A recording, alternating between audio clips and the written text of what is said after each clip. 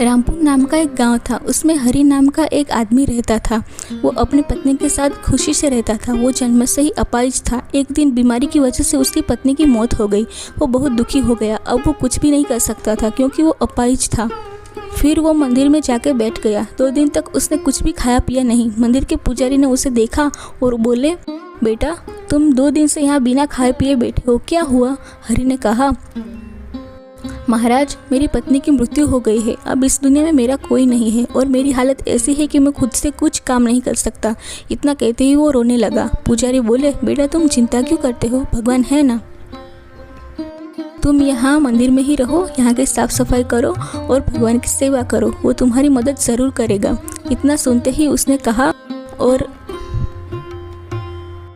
पूरे लगन से वो सारे काम करने लगा। वो रोज़ सुबह मंदिर की साफ़ सफाई करता और भगवान की सेवा करता। उसने देखा कि हर कोई भगवान को कुछ ना कुछ भेंट चढ़ाता है।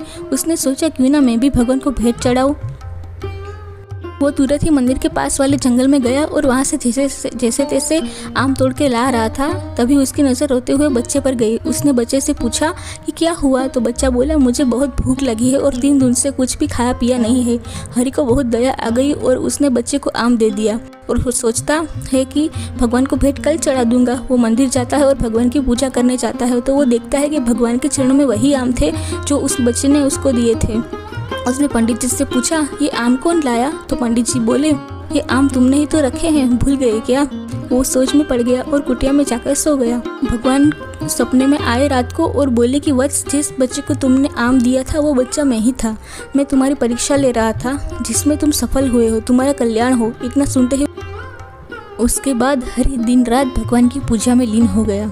दोस्तों, हमेशा ईश्वर पर भरोसा रखो, वो तुम्हारी मदद अवश्य करेंगे, वो तुम्हारे साथ है। धन्यवाद।